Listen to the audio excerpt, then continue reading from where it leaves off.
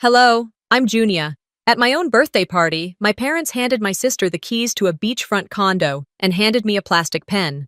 My father told me to be grateful because I'm the boring one. My sister smirked and said, "Take notes in your cheap car."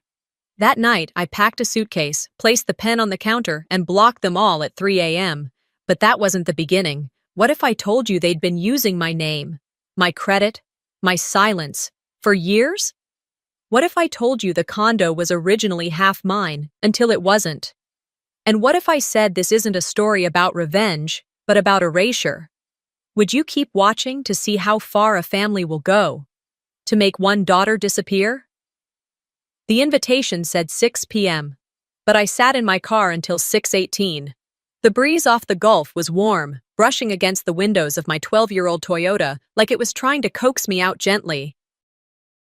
I stared at the entrance of the Sarasota Beach Club, its glass doors swallowing guests dressed in linen and pastel. Everyone I grew up with would be inside, smiling, toasting, calling Zinnia radiant, like they always did. I rubbed my fingers against the steering wheel. I'd gotten my nails done the day before, pale gray, understated. I hadn't done it for them. I did it because I hoped I might feel like someone worth celebrating. Today was my birthday. My 32nd. Not a milestone, not a big number, but still, mine. Eventually, I grabbed the modestly wrapped gifts I had bought for Mom and Dad, nothing fancy, just thoughtful, and walked in. Inside, the air smelled like lemon and champagne. The chandeliers glittered like a promise I knew better than to believe. The crowd shimmered too, sun-kissed, perfumed, loud with polite laughter. My mother saw me and smiled, the kind that barely lifts the cheeks. No hug, no rush. "Oh, Junia, you made it." I did. She gestured toward the back where Zinnia held court in a halo of compliments. My sister's dress, silk, probably hand-dyed, hugged her in that effortless way things do when they're custom-fitted. Her hair was blown out to that perfect Florida soft wave, and her lipstick, the kind that said, "Photos will be taken tonight." I moved through the room like a whisper no one noticed. Everyone seemed too busy telling Zinnia how proud they were of her, how her new lifestyle brand embodied modern grace, whatever that meant. One woman leaned in and said, "She's the kind of woman Sarasota needs." I stood near the dessert table, untouched. No one mentioned my name. No one asked what I was doing these days. Even the slideshow on the projector, a reel of family memories, was a highlight reel of Zinnia's achievements, her prom, her college graduation, her press trip to Milan. I appeared once, in the background, holding her coat. Dinner was announced at 7:15, assigned seating. Of course. Zinnia was at the center table with Mom, Dad, and 2 local councilwomen. I was 2 tables back, next to Uncle Frank, who mostly talked about golf, and a woman who confused me for one of the servers. I said nothing. I never said much. That was always my place. Background, buffer, balance. I was the one who got good grades without reminders, the one who kept quiet when Zinnia had tantrums, the one who always understood. So when Dad clinked his glass and stood at the mic, I didn't expect a speech about me. Still, a part of me hoped that maybe he'd acknowledge us both. Just once. "Tonight is special," he began, beaming toward Zinnia.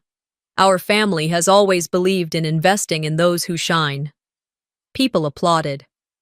"She's beautiful, yes, but more than that, Zinnia is vision. She's bold, brave, a brand." He waved toward the entrance. "And for her next step, we've gifted her a little something to reflect her future, her own oceanfront condo." The room erupted. Zinnia gasped like she didn't know, covering her mouth. People stood, some clapped, someone actually teared up. I stared at my plate. Then, after the excitement dimmed, my father added, almost as an afterthought, "Of course, we couldn't forget our steady girl. Junia, sweetheart, come up." I blinked. People turned. I walked up, heart in my throat. He handed me a tiny box, gift-wrapped, yes, but haphazardly. The ribbon was off-center. I opened it slowly. Inside was a plastic pen, purple, glittery, still with the CVS price tag, $2.49. On the side, in cheap engraving, "To our dependable Junie." Laughter was stifled. Some clapped out of politeness. I nodded, managing a small smile. My face hot, throat locked. I started to step down. But then my father leaned toward the mic again. Be grateful, Junior. You're the boring one. Always have been. He chuckled. The room froze. Zinnia laughed, light, dismissive. And I stood still. 32 years of polite silence.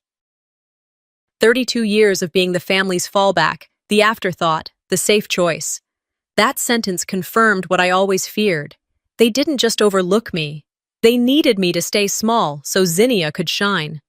I nodded once, turned, and walked off the stage. No one followed me. I passed Zinnia's table. She leaned toward me, her breath minty and smug. Take notes in your cheap car, she whispered. I didn't stop. I left the banquet hall. Outside, the sun was gone, and the air had cooled. I sat in my car, the pen still in my hand, fingers curled around it like it might break. The ride home was quiet. No radio, no tears, just a ringing in my ears that I couldn't shake. Back in my apartment, I didn't even take off my shoes. I dropped the gift bags for my parents by the door, untouched, poured a glass of water, sat on the couch. The room felt too small, or maybe I had finally grown out of it. I picked up the pen again. Glitter flaked off on my fingers, and I said out loud to no one, I was never invited, I was allowed. I didn't sleep much after that night. The apartment was too quiet, and the words I hadn't said were too loud. I left the pen on the counter like a piece of evidence from a crime that wouldn't get investigated. Every time I passed it, something in me clenched. I didn't throw it away, but I didn't touch it either. On the morning of the third day, I made myself get dressed for work. I had already called in sick twice, not because I was actually ill, but because facing people felt like an impossible task. But a stack of unfinished site reports and an upcoming review meeting pulled me out of my stupor. I walked into the office building just after 8 a.m. coffee in hand, wearing a plain blouse and slacks that didn't ask for attention. Florida's spring air had started to lean humid, and I could already feel the sweat between my shoulder blades. Inside, the office buzzed with quiet chatter, fluorescent lights humming above like they always did. Predictable, familiar, a setting I could hide in. Hey, Junior, my coworker Travis said as I passed his cubicle. Happy belated! I forced a smile. Thanks. How was the big birthday bash? He asked, genuinely curious. I paused a second too long. It was fine. Zinnia's condo announcement kind of stole the show. We were all surprised. He laughed. Man, your family does things big. My folks gave me a car wash voucher last year. I chuckled politely and ducked into my workspace before he could keep going. Once seated, I booted up my monitor, took a sip of my now too hot coffee, and reached for a pen in the drawer. That's when I saw it. The pen.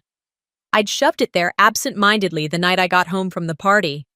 I had meant to throw it out, or burn it, or return it with a note. Here's what I'm worth. But instead, I left it in the drawer like a paperweight of shame. I didn't pick it up. I just closed the drawer again. Around noon, I received a package delivered directly to my desk. Brown box, no return address, just my name in my father's handwriting. I already knew what it was. Inside, 200 business cards he'd promised to have printed for my upcoming engineering conference. He said he'd take care of it when we spoke 2 weeks ago, insisting it'd be easier for him since he knew a guy who ran a print shop. I pulled out one of the cards. My name was spelled right. That was the only thing they got right. Beneath it, assistant planner. My jaw tightened. I was senior site engineer for the city of Sarasota. I'd held that title for over 3 years. I managed million-dollar infrastructure projects and supervised teams that included civil engineers and architects. But on that card, on something he approved and paid for, I was an assistant. I texted him, "Dad, these cards are wrong." "I'm not an assistant." He replied within a minute. Didn't want to overstate things. Assistant sounds more approachable. Approachable? I stared at that message so long I missed 2 calendar notifications. Later, when I held the card up under the fluorescent lights, I remembered something from my 20s. At a family dinner, just after I landed my first job with the city, Dad had introduced me to one of his colleagues by saying, "This is Junia, our practical daughter, steady as a rock." Zinnia, of course, was our bright light, our entrepreneur, our risk taker. I was steady, steady like wallpaper. That afternoon, I skipped lunch and instead walked to the small park a block from the office. I needed air, space, a place to unravel without unraveling. I sat on a bench and let my mind drift back through time, through little cuts that hadn't bled then, but were bleeding now. High school graduation. Zinnia got roses, balloons, and a dinner at the nicest restaurant in town. I got a ride home and a speech that began with, "We always knew you'd do fine." College acceptance. Zinnia had a photo shoot on the front lawn. I had to explain to Grandma why my school wasn't a fashion name. My first raise. I told Dad, proud and slightly nervous. He said, "That's great. Maybe now you can help your sister with some startup cash." When I got promoted to senior engineer, no party, no card, no recognition, just, "That's expected from you, sweetheart." Every time I tried to step into the spotlight, even for a moment, it felt like someone dimmed it before I could speak. I wasn't invisible. I was inconvenient. And now, with this card, he'd made it official. Back at my desk, I slid the box of misprinted titles into the trash. Not angrily, not dramatically. Just, finally. That night, I sat on my couch with my laptop open and typed out an email. Subject: Unable to attend to, Zinnia Falco, CC, Mom, Dad. Hi all, hope everything is going well. I won't be able to make it to the brand launch next month. Wishing you all the best with the event. Junia. I hovered over the send button. I didn't click it. Instead, I saved the draft and shut the laptop. Later, brushing my teeth, I looked at myself in the mirror and said, very softly, "They'll call me ungrateful. I'll be called selfish. Let them." That was the first time I didn't flinch at the thought. By the next morning, the air in my apartment felt different. Not cleaner, not lighter, just still, like whatever had been holding me up the past few days had dissolved. I moved slower. Even my coffee tasted flat, like it knew something had shifted. I checked my inbox out of habit, not expectation. Most of the messages were routine: project timelines, a contractor update, a reminder about a department meeting. But one email stood out. It was from Zinnia PR team at falcofamily.com with the subject line, "Event highlights the celebration of Zinnia Falco." The name alone made my fingers freeze above the mouse. I didn't click immediately, just stared at it for a few seconds, long enough for the background noise of the refrigerator to become the only thing I could hear.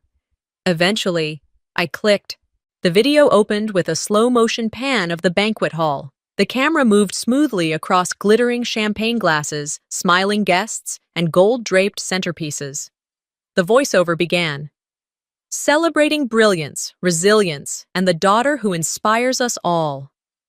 Then came the footage of Dad's speech, the same moment where he gifted Zinnia the condo. The crowd clapped, cried. Mom dabbed her eyes dramatically with a cocktail napkin. But my part, the awkward handoff of the pen, the moment they called me to the stage, was gone, completely gone, cropped out like it never happened. My chest didn't tighten, my heart didn't race. Instead, I felt nothing. Numbness with an edge, like my brain knew to protect me this time. I scrolled through the rest of the video. My name wasn't in the caption tags, not in the thank you section, not in the event credits. The event title was, "A Vision in Zinnia, Celebrating a Future Icon." There it was. Again. Not forgotten. Removed. Edited out like an error in post-production. I replayed the clip on mute, just to be sure I hadn't missed anything. But even in silence, I heard what was missing. My laugh. My footsteps. My breath. It felt like I was watching a funeral slideshow for someone I knew very well, except the deceased was me. After 10 minutes of staring at the screen, I stood up, walked to the kitchen, and poured the rest of my coffee down the drain. That afternoon at work, I sat in the break room with a sandwich I didn't want and a headache I couldn't shake. A few coworkers came and went, talking about project deadlines and the heat wave rolling in.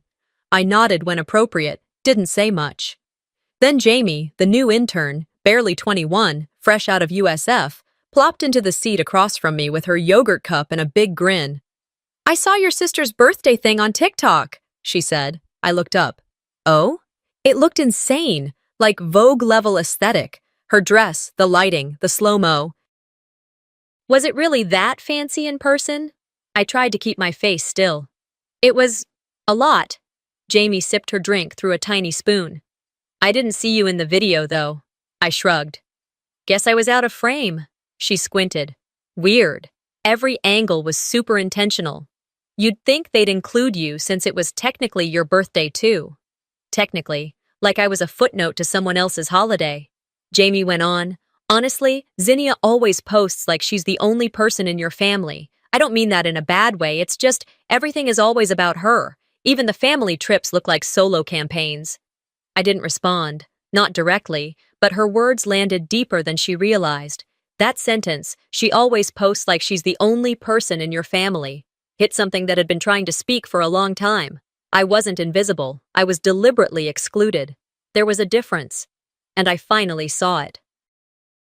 Back at my desk, I opened an old Dropbox folder labeled Family Archive. I hadn't looked at it in months, maybe years. Inside were digital albums Mom used to send out after big holidays. Christmas, Thanksgiving, 4th of July beach trips. I opened one randomly. Thanksgiving, 2018. There were 27 photos. Zinnia appeared in 26 of them. I was in 3. And in all 3, I was either pouring a drink, standing in the background, or cropped at the elbow. I clicked another. Zinnia's graduation party from SCAD. I had planned that event, coordinated catering, sent invitations, booked the photographer. When I opened the photo folder, I saw over 100 images. I wasn't in a single one. There was even a group photo I remembered posing for, with Mom, Dad, Zinnia, and me. In the file, it was just the 3 of them. I had been cropped out. No text, no explanation, just gone.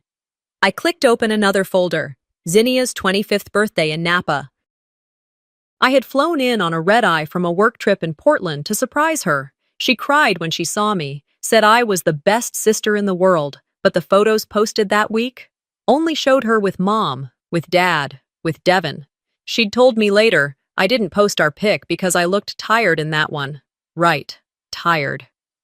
That night, I sat at my kitchen table with the lights dimmed, the Dropbox folders still open, a pit forming in my stomach. This wasn't a mistake. This wasn't about who looked good in pictures or who was out of frame. This was a tradition, a silent, cruel one. They didn't forget me. They erased me, because forgetting implies accident. But this was intentional.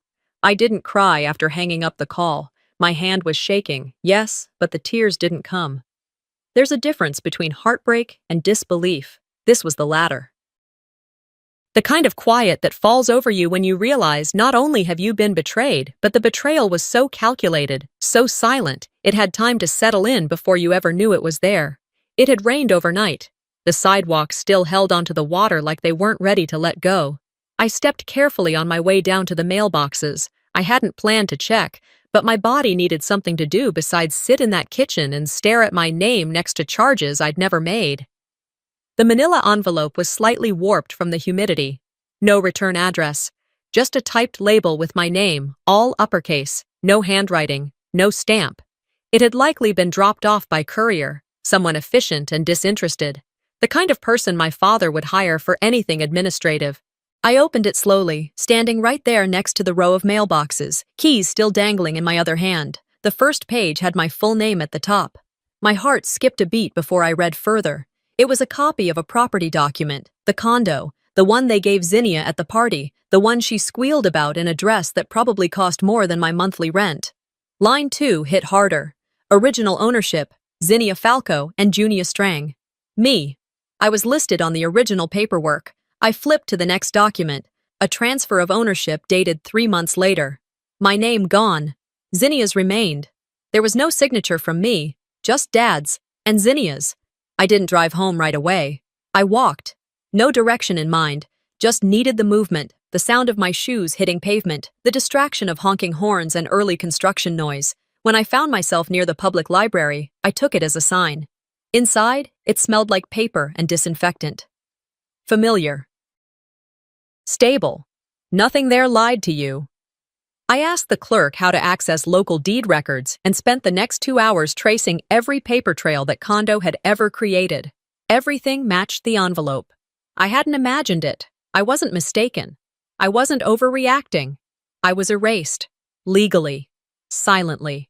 Without a conversation. Without an email. Without even a lie to soften the edges. I sat at the corner computer until my parking meter back at the apartment had surely expired, whispering to myself the only words that came. They used me and erased me. Legally. The screen blurred as I stared at it. Not from tears. Those still hadn't come. But from the magnitude of it. The gall. The precision. Back at home, I didn't take off my shoes. I paced, opened a beer from the back of the fridge, and stared at the kitchen counter where that stupid pen still sat. It mocked me now. Not just a cheap gift. A message. This is all you get, and you're lucky to get it. I couldn't carry it alone anymore. I needed to hear someone else say it out loud. I called Aunt Tessa. She answered on the second ring, her voice scratchy with age and honesty. Junia? I got some paperwork today, I said, skipping greetings. The condo. It used to have my name on it. Then it didn't. There was a long pause, then a sigh. I was wondering when you'd find out. My throat tightened. So you knew? I didn't want to get in the middle, she said gently. But yes. Originally, your dad said it would be a shared investment, that both of you would co-own it. I clenched my jaw. Then what happened? Your mom said Zinnia needed something stable, especially with her brand trying to take off. Your dad agreed. They figured you wouldn't mind. I wouldn't mind losing half of a beachfront condo? His words were, Junia always figures things out. She doesn't need us the way Zinnia does. I closed my eyes. The words weren't surprising, but they hurt more because they were so familiar. That's what they think of me, I said quietly. That I don't need anything, not even fairness. Tessa didn't respond right away. Then, softly, I'm sorry, honey. We hung up soon after. Not because I wanted to, but because I didn't know what else to say without screaming. And screaming wouldn't help. The next day, I went through my tax records. I'd never paid much attention beyond what I owed or got back, but now I looked closer, dug deeper, started tracing every deduction, every document filed in my name over the past 5 years. And there it was, a 1098E form, student loan interest paid. But I didn't have any loans. I'd paid off my undergrad through scholarships and part-time jobs. There was no graduate school, no refinancing. I pulled up the lender's name and called. After 10 minutes of waiting, a woman named Carla picked up. Hi, I'm trying to verify some account activity tied to my social security number, I said.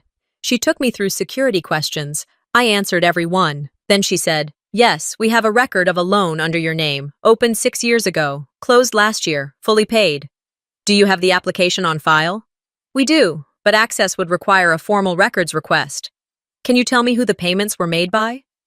Mostly from an account under the name Zinnia Falco.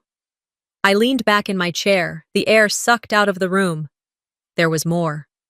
That night, I logged into my online banking.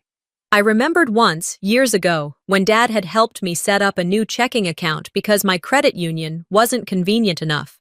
I hadn't thought much about it since, but I found it, an account in my name, still active, and tied to it, a joint access account labeled JF/Family General.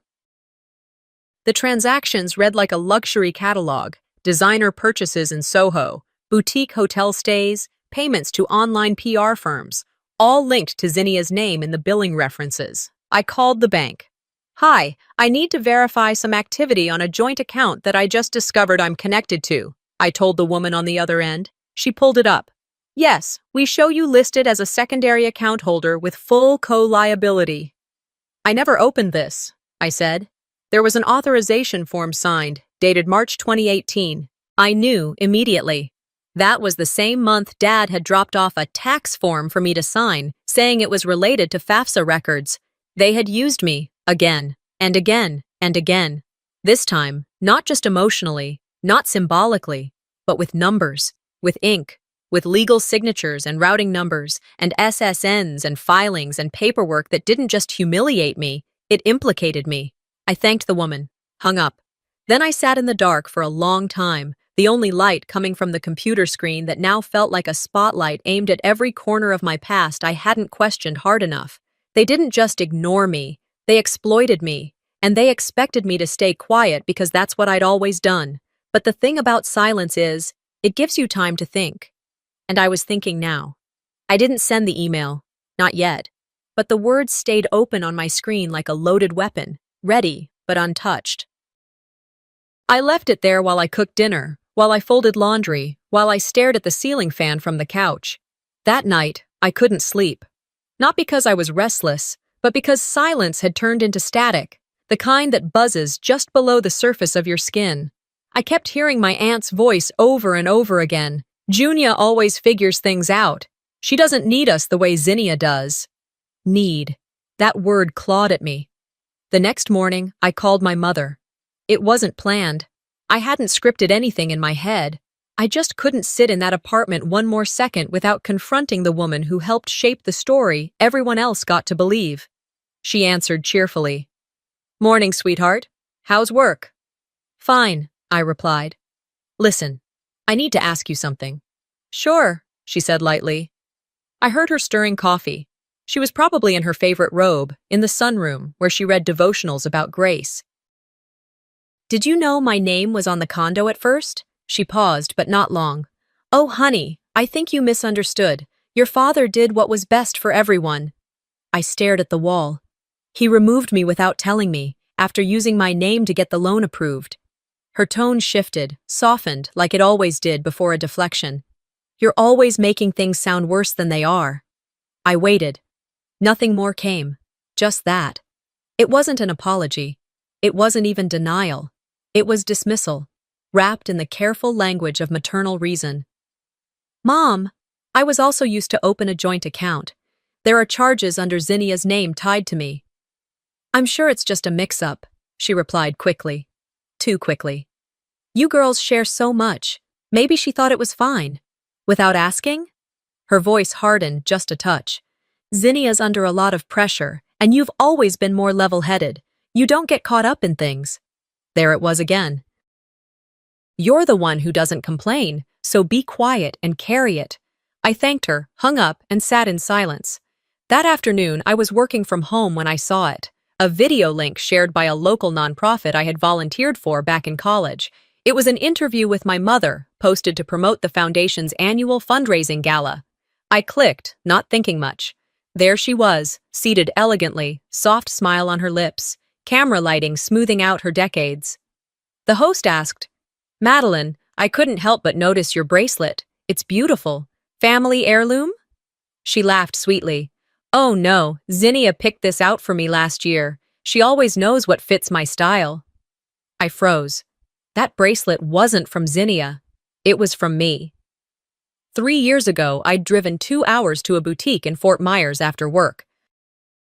I'd saved up from my side gigs, editing engineering presentations for students, freelancing late at night, because Mom had paused in that exact shop's window months earlier and said, "That piece is lovely but frivolous."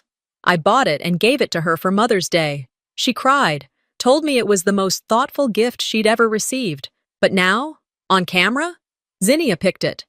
I didn't cry. I didn't scream. I just let the weight of that lie press into my chest like a stone I'd carried for years and finally saw for what it was.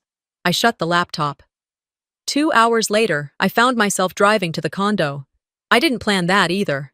I had left a small tool set in the garage when I helped Zinnia fix the wiring 2 months ago, an issue the building's HOA said would have cost hundreds to repair if they had to hire a contractor. I offered to do it when Zinnia panicked about the estimate. I spent a full Saturday rerouting the fuse box and replacing bad lines. No thanks needed. I hadn't expected any, but I wanted my tools. Devin opened the door, shirtless, smirking. "Oh," he said, not bothering to hide the surprise. "Didn't know you were coming by." "I came for my toolbox," I said flatly. He scratched the back of his neck. "I thought you gave that to me, after I handled the wiring issue." My eyes didn't blink. "You didn't handle anything." He chuckled. "Zinnia said I fixed it. Guess I just assumed." Right on cue, she appeared from the hallway. Junia, she sang like she hadn't seen me unraveling in the background of her success. We were just talking about you. Devin was incredible that night, wasn't he? You should have seen him with those wires. Total pro. I didn't respond. I didn't correct her. I just walked past both of them, found my toolbox in the corner of the garage, and left. They didn't follow. That evening, back in my apartment, I sat at the kitchen table with my laptop open and the half-drafted email still waiting. I added one line. This pattern has gone too far. I won't be erased anymore. If it continues, I will act. Not with emotion, with evidence. I read it twice, didn't send it. But this time, I wasn't unsure. I didn't need their acknowledgement. I didn't want their permission. I meant every word.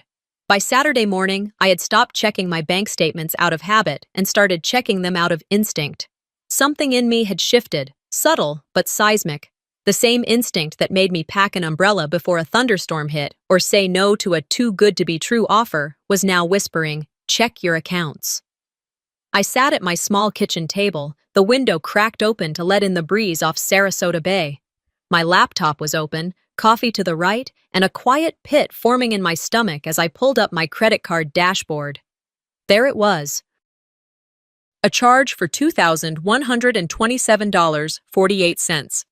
Vendor: West Shore Events Design, the same company that catered and decorated Zinnia's birthday party, the party that doubled as my own birthday, even though only one of us had been truly celebrated. I clicked for more details.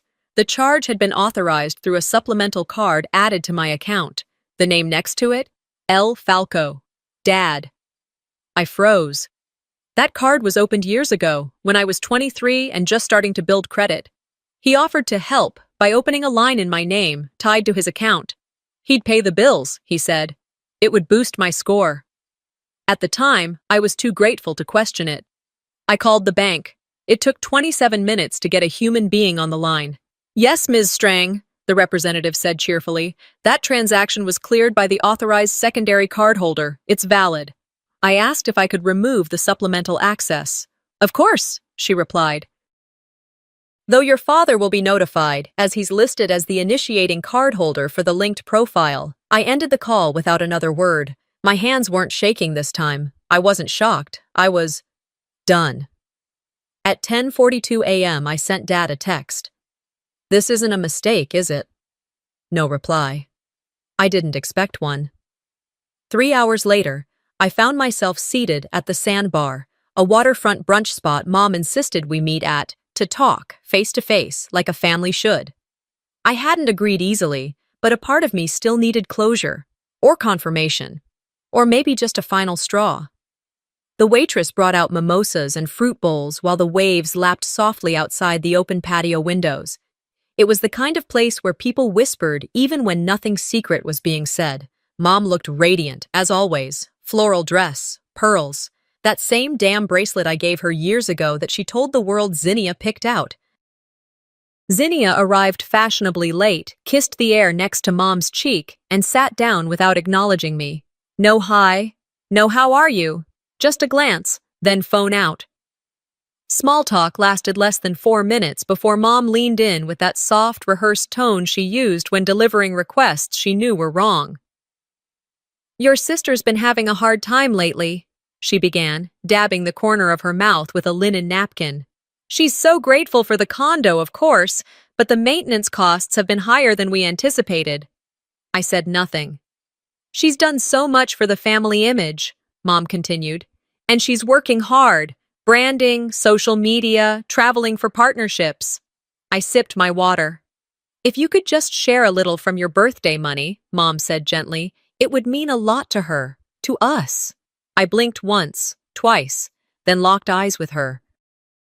You want me to give my birthday money, what little I got, to the person who already got a beachfront condo and charged the whole party to my card? Mom flinched slightly, but kept her voice even. It wasn't about the condo. It was about setting her up for success. You're already established. You thought I wouldn't notice, I interrupted, or if I did, I wouldn't speak up. Zinnia finally looked up from her phone. Oh, come on, she said, laughing. It's not like you have a mortgage to worry about. You live in that tiny apartment. You don't even like nice things. I stood. No plate had been served yet. No food had touched the table, but I had lost my appetite 3 days ago. "You've made it clear what I am to this family," I said. "A credit line, a fallback, an accessory." "Junia," Mom began. "No," I said, firm but not loud. "I'm not mad. I'm not hurt. I'm awake." I left before they could offer another justification wrapped in sentiment. That evening, I emptied my purse onto the kitchen table, pulled out every card that tied me to them. Joint accounts, emergency use backups, old family gas cards Dad insisted on keeping, just in case. One by one, I cut them. Snip. The scissors weren't sharp enough, so I had to press hard. That felt appropriate. Snip. I placed the pieces into a Ziploc bag and labeled it Returned Debt. Then I called the credit bureau and initiated a security freeze on every account linked to my social security number. I opened a new P.O. box and redirected every bill to it, canceled my old cell phone number, deleted my old shared cloud storage folder. Everything that could be unhooked was. By midnight, I felt lighter. Not free yet, but less bound. The next morning, I sat down at my desk, opened a new notebook, and wrote across the top, Week 1. Below it, in neat letters, $2 added to the piggy bank. Not because I needed the money, but because I needed a record, a system, a ledger of every week I chose not to go back. Not to apologize, not to let their silence or their guilt soften me. That piggy bank would hold my proof. Each week, $2. $2 for every week I stayed gone. $2 for every day I didn't explain myself. $2 for every inch of dignity I took back. Sunday started slow. I made eggs, burned the toast, let the kettle whistle too long. I hadn't checked my phone all morning. I was still pretending silence meant safety. I was wrong. It was around 10:30 a.m. when Jamie texted me. The preview message popped up on my lock screen. "Wait, you're in Zinnia's TikTok?" My stomach dropped. I hadn't opened that app in weeks, not since Zinnia started using it as her personal PR stage. She posted every brunch, every designer bag, every inspirational quote, like it was gospel written in pink calligraphy. I opened the link Jamie sent, and there it was, a glossy video, perfectly color-graded. My father's speech played over cinematic clips of Zinnia walking through the birthday venue in slow motion, laughing, hugging guests, receiving the condo keys like a queen accepting her crown. The captions flashed one after another. Every empire starts somewhere. #luxury V's reality. #sister support. And then, halfway through the reel, me. A wide shot of the parking lot. I was walking alone toward my car, my old, scratched-up Toyota. I didn't know someone was filming. I was holding my gift bag and that stupid pen, my heels slightly wobbling on the concrete. No makeup. No filter. Caption over the clip. Every empire has humble beginnings. #sister. Support #luxury V's reality. The video had over 40,000 likes, hundreds of comments. Wait, is that her sister?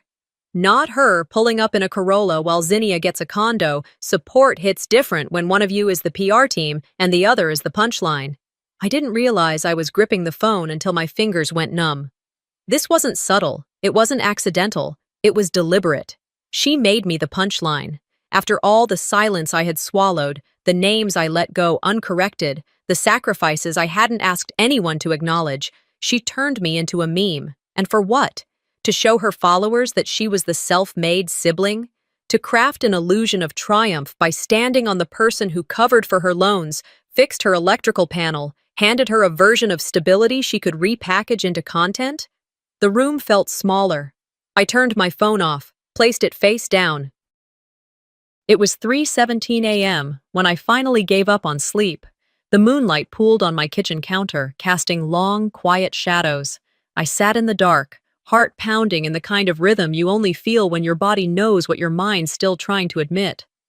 Then my phone buzzed. Caller ID. Mom. I let it ring.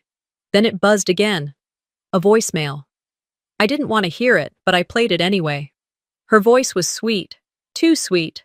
The kind of tone she used when she needed something but wanted to pretend it was for your good. Hi, sweetheart. Just wanted to remind you that your dad said to check on the iPhone order. It's under your name still. Don't forget to pay it before it ships out to Zinnia. She needs it for her next campaign. Love you. I sat there still. They didn't even ask if I was okay, if I saw the video, if I felt humiliated. It didn't matter. I was a vehicle, a shell, a credit line, a stepping stone. And I was done. I got up, walked to the kitchen counter, and placed the piggy bank I had started filling last week next to my house keys, then my wallet. I removed every old card I hadn't cut yet, the emergency ones, the just-in-case ones. I left them all. I didn't pack everything, just enough to move forward without feeling like I was dragging my past behind me. A suitcase, a folder of essential documents, my laptop, and 2 pictures, one of Grandma and me when I was little, and one of me standing alone in front of my first bridge project, one that still holds traffic and people and possibility every day. I wrote a note on the back of a takeout menu. "You've taken enough. I'm done." By 4:15 a.m., I was on I-75, heading north toward Tampa. Rue didn't ask for an explanation when she opened the door. She just looked at me, messy hair, sweatshirt on inside out, face bare, and opened her arms. I walked in and dropped the suitcase. My shoulders fell an inch. "Room's ready," she said. "Coffee in the morning." I managed a breath. "I think I'm going to burn everything down." She didn't blink. "Good," she said. "Let me help you strike the match." The next day was quiet. We didn't speak much. Rue made pancakes. I reorganized my inbox, cleaned out my cloud drives, called my work contact, and asked to extend my remote work arrangement for personal matters. By 3 p.m., I was sitting at the small desk in Rue's guest room, now my temporary bunker, opening folders, scrolling through years of receipts, emails, contracts, texts. I started building my own archive, my own record. Screenshots of shared bank accounts I never consented to, copies of the lease transfer on the condo, photos of the birthday party with timestamps, mine before hers, videos Zinnia had posted, framing me as a background prop. I wasn't angry anymore. I was focused. I called the number Rue had given me 2 weeks earlier, a contact of hers, divorce lawyer turned civil protection specialist. When he picked up, I introduced myself. "I'm not looking to sue," I said. "I'm looking to protect myself. And what's mine?" He asked me a few questions. I answered all of them clearly, calmly. But as I hung up, I realized something. I wasn't just protecting anymore. I was preparing. No, but it felt done. That was all I said as I climbed into Rue's car, closed the door, and let the chaos I'd just ignited stay sealed inside the ballroom behind me. She didn't ask what I meant. She just started the engine, and we pulled away from the curb with the kind of silence that wasn't heavy, just full. I stared ahead, the city lights of downtown Tampa reflecting off the windshield, the envelope no longer in my hand. 2 weeks earlier, I'd gotten the digital invitation. It hadn't come from Zinnia or my parents. Of course not. It was forwarded by a mutual acquaintance, someone I hadn't spoken to since college. The subject line read, "Hope to see you at Zinnia 360, a brand launch celebration." And there it was, Zinnia's latest endeavor. A full-scale lifestyle brand marketed as empowerment meets elegance. Wellness coaching, sustainable fashion, corporate speaking, and, most infuriating of all, a design and build division using the tagline, "Designed to sustain, engineered to inspire." The logo? It was mine. A modified version of the architectural seal I'd created for my first solo bridge project 7 years ago.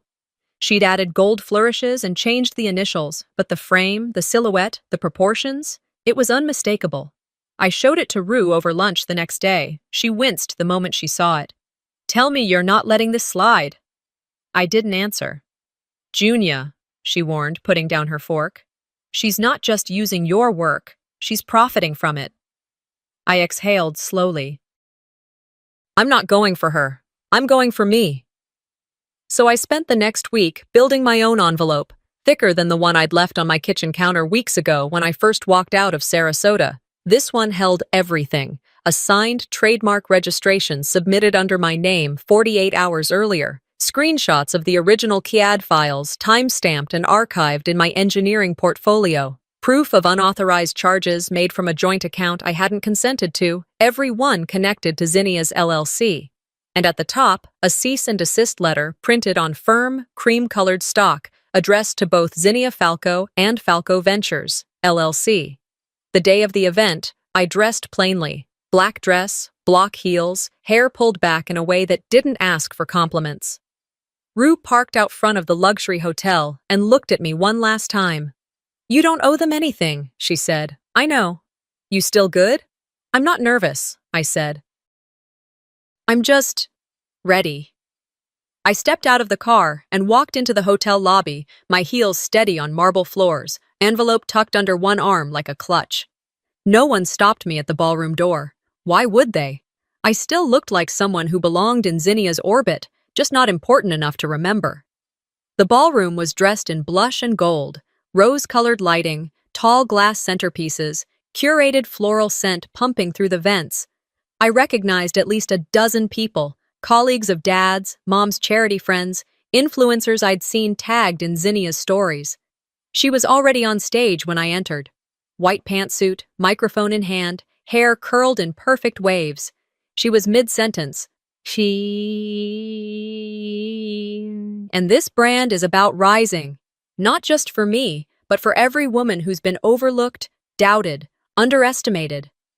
I walked slowly, straight up the center aisle, not rushed, not dramatic, just deliberate. My heels echoed across the marble entryway before softening against the thick carpet as I approached the platform. The room didn't notice at first. People were still clapping.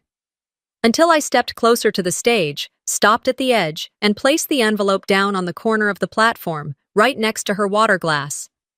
Zinnia's voice caught for just a fraction of a second, but she kept going. She didn't look at me, not directly. She knew. I turned and walked back down the aisle. Someone whispered my name. Someone else pulled out their phone. By the time I reached the back of the ballroom, the volume in the room had shifted. Not louder, just denser. The kind of sound that comes when people are too polite to gasp, but too shocked to stay silent. I didn't look back. Rue was waiting in the car. When I got in, she raised an eyebrow. I nodded once. 5 minutes later, we were a few blocks away, sitting at a red light when her phone buzzed. She glanced at it. "PR meltdown," she said. "They're saying Zinnia paused the launch midway. Devon's Instagram just went private." I closed my eyes, resting my head against the window. "Did it feel good?" she asked softly. "No," I said, "but it felt done." We rode the rest of the way in silence. That night, I didn't celebrate. I didn't pour a drink or text anyone or post a quote about justice. I just changed the lock screen on my phone, from a picture of my family taken 3 Christmases ago to a photo of the first bridge I ever worked on. The one that still stood, the one with my calculations in its bones, the one that had never let anyone fall. The ride home was quiet. I sat in the passenger seat with my hands folded in my lap, the city lights dimming behind us. Rue didn't say much. She didn't need to. The silence between us wasn't uncomfortable. It was earned. When we pulled into her driveway, I didn't even wait for her to turn off the car. I reached for the door handle and said softly, "Thanks for driving." She gave a small nod. "Sleep. You're allowed to now."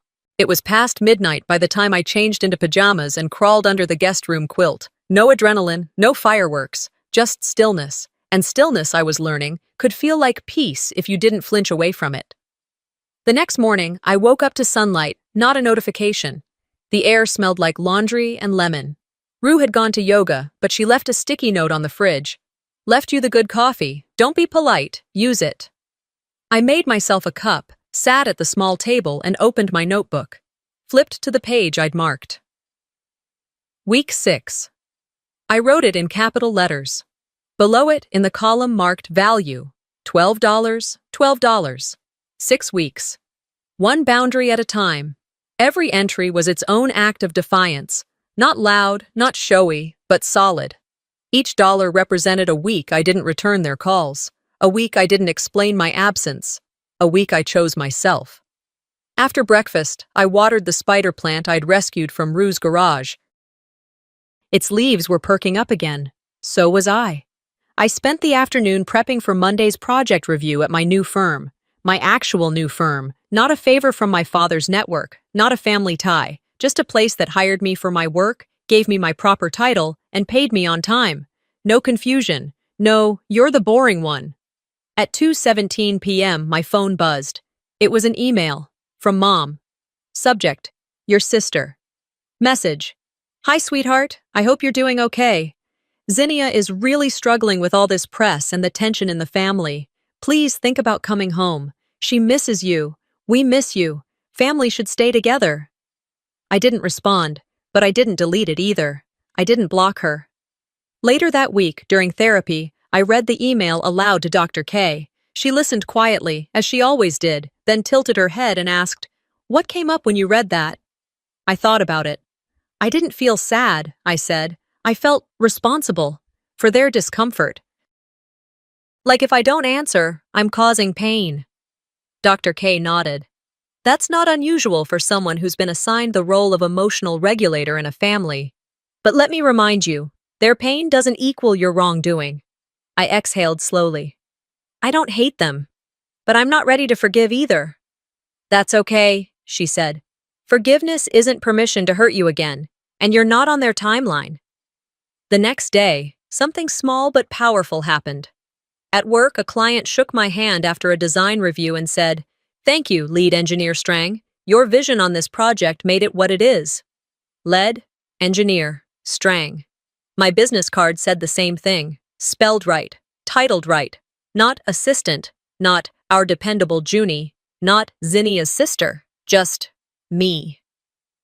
That evening, I walked home. It had rained briefly, and the sidewalks shimmered. The sun peeked through a bank of clouds, turning the skyline soft and gold. When I reached Rue's place, I paused outside the door, looked up at the sky, and whispered to no one in particular, "I'm still here." That night, I cleared space in the corner of the guest room and unpacked my small pottery wheel. It was a gift to myself, used, a little chipped on the side, but mine. I set up a folding table beside it and began working on a jar I'd been shaping for weeks. It was uneven, imperfect, but solid. When it dried, I sealed the rim and painted it a deep, warm gray. Inside, I placed the 12 crisp $2 bills I had folded and saved. Next to the jar, I laid out a few things. The broken purple pen, a sealed envelope addressed to myself with no return address, and a photo of me on a construction site, hard hat and all, smile barely visible, but real. I sat with those items for a long time, then reached for the pen, held it. "Boring," I said quietly. "You called me boring." I let the words sit. Let it echo. Then I looked at the jar again. But boring girls build bridges. They don't need spotlights, just blueprints. I placed the pen inside the jar, closed the lid, sealed it, put the jar on the highest shelf in the room. Somewhere it couldn't be touched, but could always be seen. The story wasn't over. The wounds weren't fully healed, but the silence was no longer heavy. It was mine, and so was the space it left behind.